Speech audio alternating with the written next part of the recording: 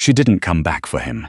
She came for $200,000 and a signature, money she'd earned, money she was owed, and the last thread connecting her to a life she'd deliberately walked away from. 7 months. That's how long she'd been gone, and she'd spent every one of them telling herself that Julian Storne had eventually moved on to other things. Men like him always did. There were always new fires, new ledgers, new names on the list of people who owed him something. She'd told herself she was just a name on a list. The cab took the long route through Oakville, which she appreciated. It gave her extra minutes to breathe through the low grinding ache that had been sitting in her lower back since she climbed off the GO train in Burlington at noon. 34 weeks. Her midwife in Scarborough had said the baby was head down and healthy, that Verity needed to stop working doubles at the call center and start sleeping more. Verity had smiled and said she'd try. She hadn't tried.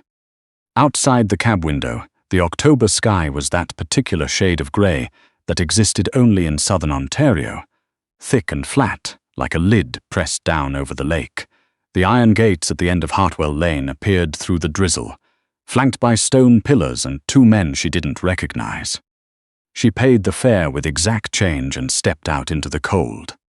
The guards clocked the cab, clocked the open coat that hadn't closed across her middle since August, and went very still, in the way that told her they were well trained but weren't expecting a pregnant woman at the gate on a Tuesday afternoon. Private property. The closer one stepped forward. His hand didn't move toward his jacket, but it wanted to. "You lost." "No." Verity pulled the envelope from her bag and held it up, just enough to show she was carrying paperwork. "Not a problem. I need to see Storne. Tell him Verity Oland is at the gate."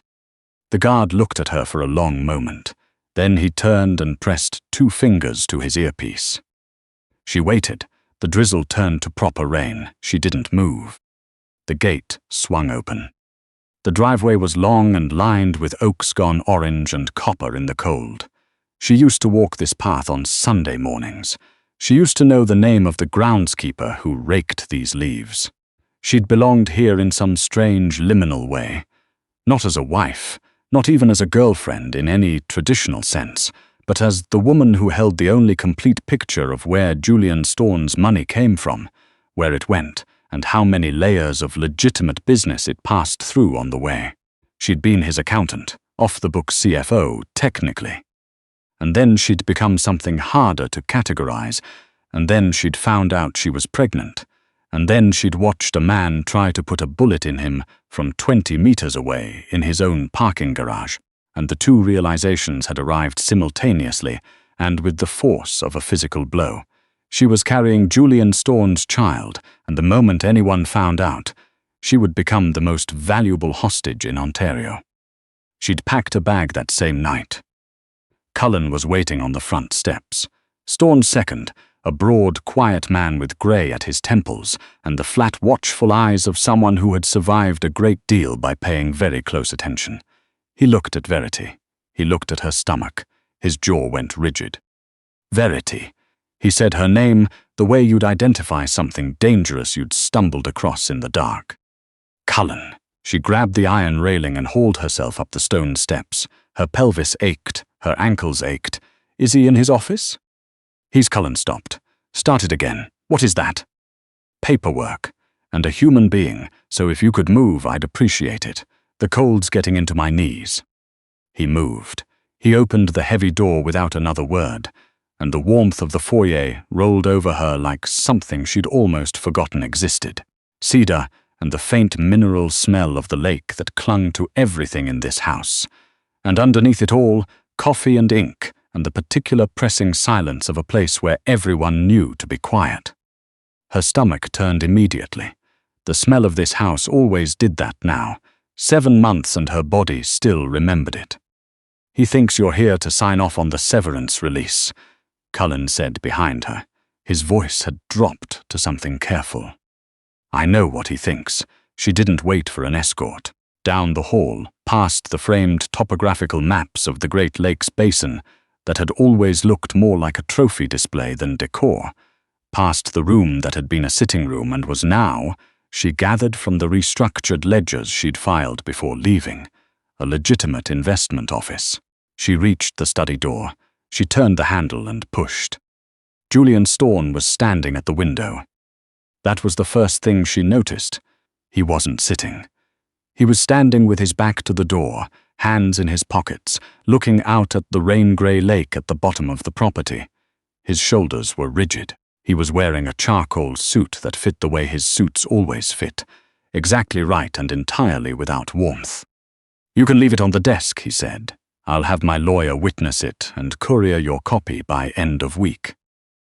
Verity stepped into the room and let the door fall shut behind her. The sound made him turn. She'd had 7 months to prepare for this moment. She'd run the scenario the way she used to run a balance sheet, methodically, accounting for every variable. She'd told herself it would be fine. She'd told herself he wouldn't be able to rattle her. She'd told herself Julian Storne, for all his reach, for all the cold, exacting intelligence that made him the most quietly feared man in the southern Ontario criminal landscape, was still just a man. She'd been wrong about the part where she'd feel fine. He turned, and for a full 3 seconds he didn't look below her face. He looked at the shadows under her eyes, the rain in her hair, the fact that she'd aged a decade in 7 months and was still, infuriatingly, standing straight. Then his gaze dropped. The stillness that moved through him was absolute. It started in his hands, which went motionless at his sides, and traveled upward through his chest, into his face, until every line of him had gone perfectly, terrifyingly still. The pen he'd been holding clattered against the desk. He didn't seem to notice. Verity kept her voice even. "I need your signature on pages 3 and 9, then I'll get out of your way." Storne didn't move. He was staring at her stomach the way a man stares at something he's doing rapid, desperate arithmetic about, and not liking the answer. "How long?" he said finally. His voice was entirely uninflected. 7 months, give or take." "That's not what I asked." She knew what he'd asked. 34 weeks. The silence stretched. Outside, the rain tapped against the floor-to-ceiling windows in irregular bursts. "It's mine, not a question." Verity looked at him steadily. "I'd ask if that was genuine, but I think we both know it isn't." Something shifted in his face. Not anger, or not only anger. Something rawer and less managed than she'd ever seen from him, and she had, over 3 years, seen Julian Storne manage quite a lot. He crossed the room in the slow, deliberate way he had when he was most dangerous. Like a man who had learned that speed was for amateurs. He stopped 2 meters from her and looked down, and the thing she'd spent 7 months trying to forget was that up close, Julian Storne's eyes were not cold. They were dark and exhausted and, at this particular moment, entirely unguarded. "Get out," he said. For a half-second she thought he meant her. "Cullen," his voice rose just enough to carry, clear the hallway. She heard feet shuffling away from the door.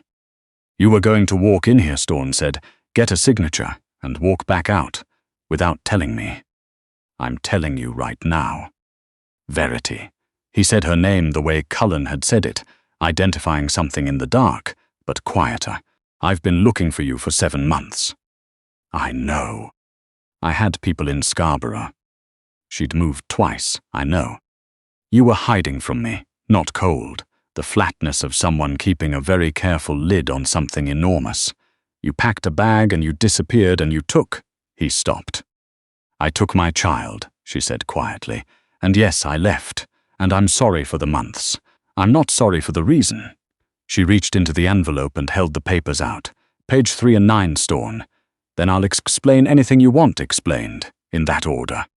He looked at the papers, then at her face. Then he took the envelope from her hand, and without opening it, without reading a single page, he tore the entire stack in half. The sound was very clean and very final. He let the pieces drop. Verity stared at the scattered pages. "Those are my copies." "Sit down." "I don't want to sit down, I want." "You've been on your feet since Burlington." His voice was quiet in the particular way it got, when he'd already made a decision. "You're favoring your left side, and you are going to sit down before I have to watch you fall down." She sat, mostly because he was right about the left side. He pulled a chair from the corner and stood back while she lowered herself into it. Then he sat on the edge of the desk, not behind it, but close and facing her. "Tell me why you ran." Verity looked at her hands resting on the high shelf of her stomach. "The night I left. Tarrant's man in the parking garage." Storne said nothing. "I was coming to find you. I'd been carrying it around for 2 weeks, the pregnancy, and I'd decided I was going to tell you that evening. And then I walked out the side door of the building and I watched someone fire 3 shots at you from behind the recycling enclosure." She paused. "I watched you walk to your car with blood on your sleeve and not even look back, like it was a Tuesday. It was a Tuesday." "Storne." "The Tarrant situation was handled." "I know it was handled. I handled part of the paperwork for it." She looked up at him. "That's the problem. I know everything. Every account, every shell company, every legitimate business you own from here to Sudbury. I know where the money comes from and where it goes. If the Tarrant crew, or anyone else with enough motivation, had ever found out I was carrying your baby, I wouldn't have been collateral." She held his gaze. "I would have been the primary target, and they'd have had 9 months of advance warning that your only heir was coming." The study was very quiet. The clock by the bookcase ticked. "You ran to protect the child from my enemies," Storne said finally. "I ran because I didn't see another option. You could have told me. You would have locked me in this house." A pause. "Yes. And I'd have spent 7 months in a room with bulletproof windows, wondering if today was the day someone made a mistake." She shook her head. "I've done the books for 3 years. I know exactly how your wars go. I wasn't willing to do that to a child." He stood, walked to the window, stood there with his hands in his pockets and said nothing for a long time. When he turned back, his face was different, still controlled, but something beneath the control had shifted. "The Tarrant crew is gone," he said, 6 months ago. She absorbed that. "There's no active threat to this property." He said it with the weight of a man who had personally ensured that fact and was not interested in debating it. Then, more quietly, "You've been in Scarborough for 7 months. Alone." She didn't answer. "Eating what? Working where?" "I managed." His expression conveyed, very precisely, what he thought of that answer. He crossed the room and crouched in front of her chair without warning, which brought his face level with hers. "Let me get Haas," he said. "He'll bring a portable unit. I want to know the baby's all right." "The baby's fine." "Verity." She looked away. 30 minutes. Then I need the paperwork redrawn so I can." "There is no paperwork." Gentle. "That was somehow worse than anything else. There's nothing to sign. There's nothing to settle." He placed both hands very carefully on either side of her stomach, not grabbing, not possessive, just resting there. A question. She didn't push him away. 30 seconds passed. Then the baby shifted, a long, slow roll that ended in a firm kick against his left palm, and Storne went completely motionless. She watched something happen in his face that she had never, in 3 years, seen happen. The control didn't slip. It dissolved entirely. For 5 full seconds, Julian Storne looked completely undone. "Haas," he said, and his voice had gone rough in a way she'd never heard from him. "I'm calling Haas right now." She nodded once, and didn't say anything more about the severance. Dr. Haas arrived in 22 minutes, which Verity suspected involved some traffic laws being broken on his behalf. He was a spare, efficient man who asked clinical questions in a tone suggesting he was professionally unbothered by the fact that his patient had been living off what he diplomatically called an insufficient dietary intake for the better part of a year. Storne stood against the far wall while the ultrasound ran, didn't speak, watched the screen with the same absolute focus he brought to every problem that mattered, except that his hands were clasped behind his back, and both of them, she noticed, were shaking slightly. The heartbeat came through the small speaker, fast and rhythmic and strong, a sound like a small engine running hard, and Verity closed her eyes. She'd heard it 18 times. It still did the same thing to her chest. Across the room she heard Storne exhale like a man who'd been holding his breath for 7 months. "Heart rate is excellent," Haas said. "Good position. Fluid levels adequate. Measurements confirm 34 weeks. The mother needs iron, rest, and substantially more caloric intake. The fetus is compensating well. They do, but we want to support that actively going forward." "Done," Storne said from the wall. It was not clear precisely what he meant, but his tone made clear that whatever was necessary would be arranged, and that this point was not open for discussion. "The sex?" he asked. Verity spoke before Haas could. "I didn't want to know." Storne looked at her. "Then we don't know," he told Haas. The doctor packed his kit without further comment, as men in his profession learned early to do. When Haas had gone, the room was very quiet. They'd moved to the upstairs guest room at some point. She couldn't quite reconstruct when she'd agreed to that, and she was propped against the headboard with a pillow behind her lower back that Mrs. Page had appeared with wordlessly, along with a plate of buttered toast and an enormous glass of orange juice that Verity had consumed with an embarrassing lack of dignity. "You can stay in this room," Storne said. "I'm not staying," Haas said. Haas said bed rest. "That doesn't require your address. You've been managing alone on not enough food with no one to call if something went wrong." His voice was controlled but only barely. "That ends today." She looked at him. "You can't simply decide that." "I'm not deciding anything." He looked up. "I'm asking. There's a difference." She'd expected leverage. She'd expected the Storne she knew from negotiations, precise, patient, immovable. This was something else. "1 week, she said finally. Haas said bed rest. 1 week, then the papers get redrawn. We'll discuss the papers. We'll discuss them now, or I call a cab." A pause. "Later today." She let it go, because her back hurt, and she was holding an empty glass, and she was so tired she'd stopped being able to reliably distinguish between gratitude and something she absolutely was not going to call anything else. She woke at 2 a.m. to voices carrying up through the floor. Not the house's ordinary sounds. These were Storne's operational voice, the one she'd only heard through closed doors, low and exact, and carrying an edge that made the hair on her arms stand up. She shouldn't go down. She knew she shouldn't go down. She went anyway. 3 years of conditioning was difficult to override. The kitchen light was on. Cullen and Storne were at the island. Between them on the marble sat an envelope she recognized. Her envelope, the one that had held the Severance paperwork, and something had been removed and placed flat on the counter. A photograph. She could see it from the doorway, slightly grainy, shot from a long lens and a high angle.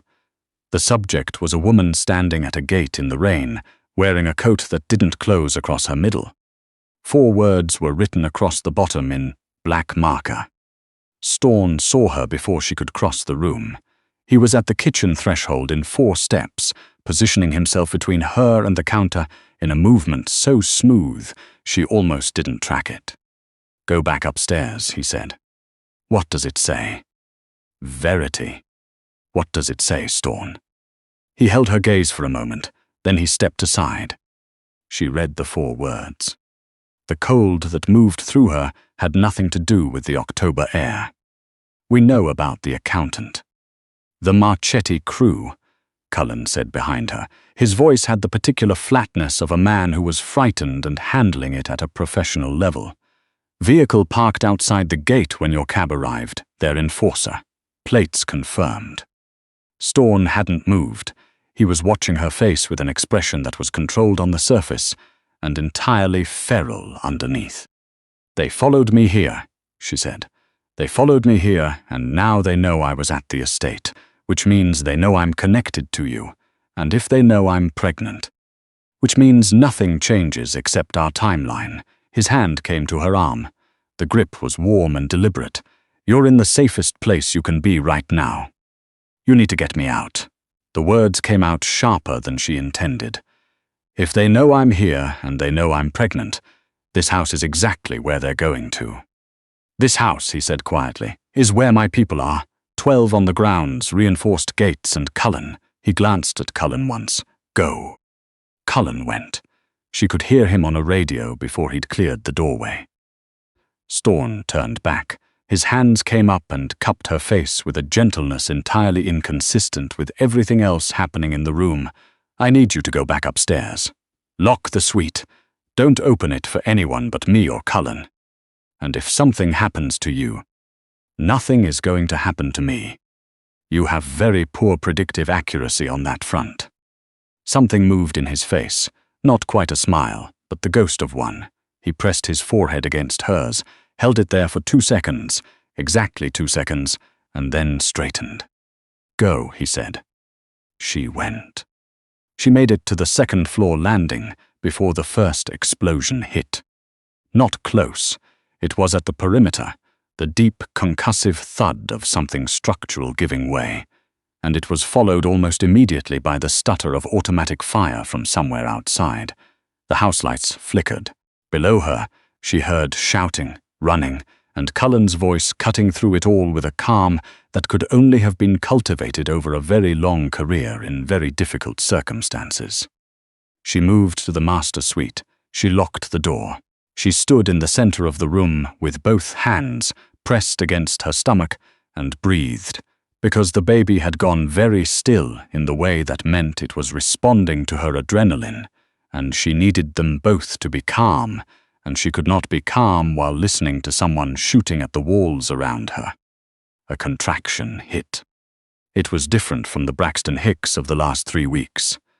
It was different in a way that was immediate and unambiguous, and entirely, catastrophically inconvenient.